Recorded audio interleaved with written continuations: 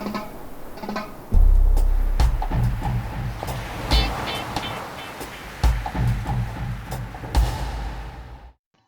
guys, it's Lori, your Cheeky Crafter. This month with the October 2021 kit, I'm going to show you how I made a mini paper purse. And I actually got these instructions from May Made It. So if you go out there and you look for videos under May Made It, you will find the instructions and all the measurements and that sort of thing on how I made this paper purse using the paper pack and some of the add-ons. Now you're going to start with a 12 by 12 sheet of paper, and imagine if you have directional paper that when you're looking at it on your scoreboard or on your sheet, that the quadrant in the middle on the right hand side will be the front. So if you've got directional paper, make sure you have it turned the right way. So I'm a little behind on giving you the measurements here. I'll put them also in the description. But you'll score the first side 1/2 inch, 4 1/2, 7 1/2, and then 11 1/2. Then you'll rotate it 90 degrees and score it again at 3 3/4 and 8 1/4. Then you'll go ahead and fold along all of those fold lines and get real sharp, crisp edges. And once you're done with that, you're going to go ahead and trim or make a cut on the two sides where you have the front and back. So you see me here, you're just going to make one cut there, one cut along that fold line, and then turn it to the opposite side and cut again. And so essentially what you're going to make here is a little box. So once you've got those cuts made, you'll start to glue it down. So glue just one side at a time, and I do recommend using a strong adhesive here because obviously this is making your purse. Make sure your corners line up good, or your edges. If they don't, when you fold it, then just trim a little bit off so that you can have that crisp edge. And you'll know that you've got the right front and back because you'll have that little lip of 1/2 inch holding up at the top. And I want you to wait to fold those in because that's how you're going to finish your box. So then go ahead and glue down the other side. Again, trim off any excess that you have in order for it to fit and make a real nice, crisp little box for you. And then go ahead and glue that in.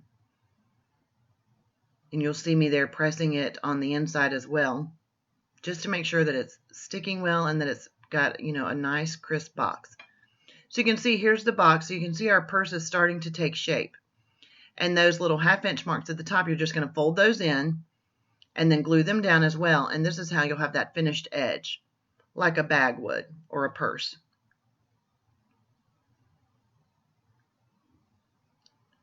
So again, once you get those in, you'll see where the bag starts to take shape. You'll start to press it in on the sides a little bit. Now I'm going to go ahead and make like the trim. So I'm using a scallop punch here. I've got 2 pieces of white, just plain white cardstock, and I'm just using my scallop punch here to create what I'm going to use as the trim around the bottom of the purse and on the top of the sides of the purse.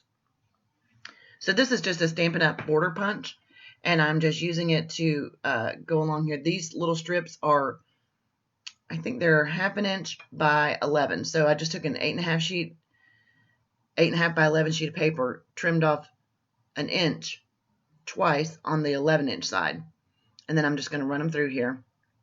Once I get both of them done, I'll glue them together so that I have one long strip.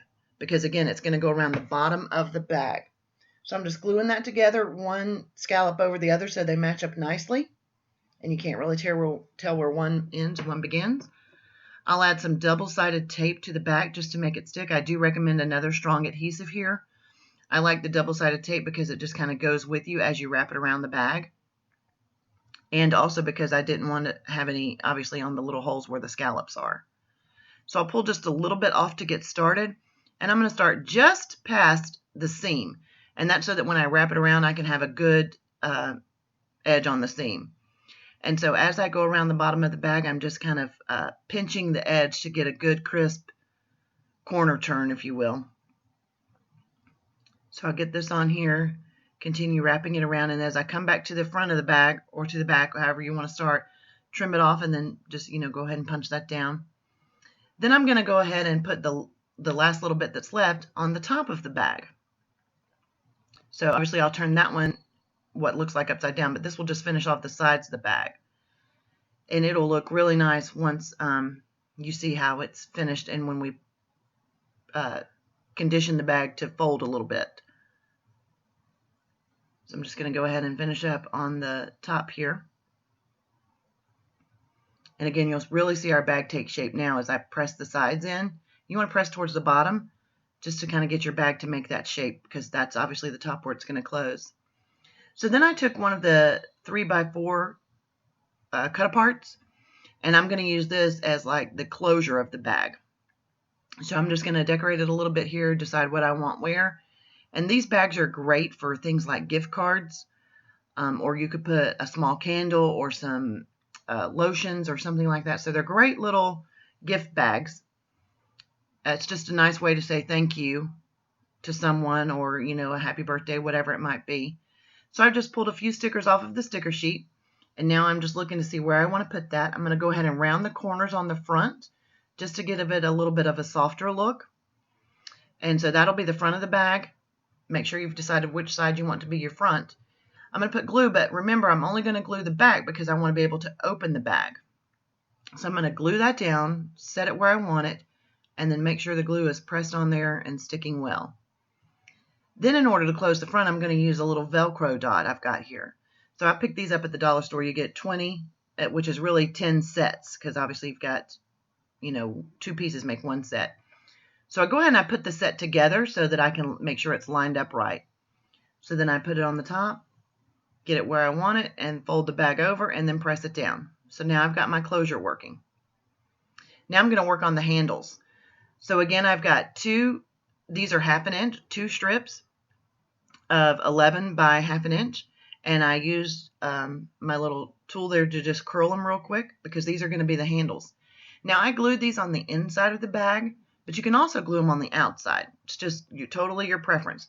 But make sure that you glue them on the same side so that your bag opens properly, because if you go, you know, like front to back instead of side to side, then it will just be awkward when you open the bag.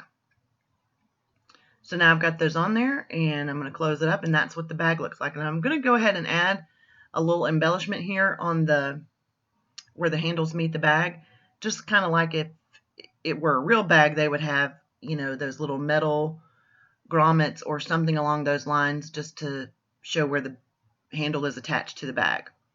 So if you put the handle on the outside of the bag, it really looks like it's going through there to hold it on. So now I'm going to give it a little tag to hang down, and I wish that I would have really paid attention and thought ahead, because I should have trimmed the bag in khaki instead of white to match the tag, but it's okay, doesn't matter. So I'm going to use some of these little squirrel stickers from the add-on set, and that was just me stamping my little tag that says made with love and care. So I'm going to pick 2 squirrels here, and I'm just going to peel them, and those little gems on the squirrels match the little gems that I placed on the purse. I just happen to have some in my stash that kind of match what the squirrels had, so it works out nicely. And then one of those, the nuts didn't really fit in there, so I'm going to go back to the sticker sheet and grab one of the nut pictures off of there to stick on. So I'm just looking for a good one to put there, and there it is. I will attach this little tag to the bag so that it hangs down. And then, just so you know, I also went ahead and made a thank you card. Now, the thank you card that I made for this is actually sized for a gift card and fits in the purse. So I don't show the process of making because it's just a card. But you can make one if you want, and then I just put a gift card in it. And this is a great little teacher gift. This thank you card happens to be from Starbucks, so it says thank you, teacher. And you'll see here in a minute the picture. There's the thank you card. And then I'll show it open with the gift card in it so you get a better idea of the size. And you can see that that will fit easily into the purse. So there you go. I hope you enjoyed it.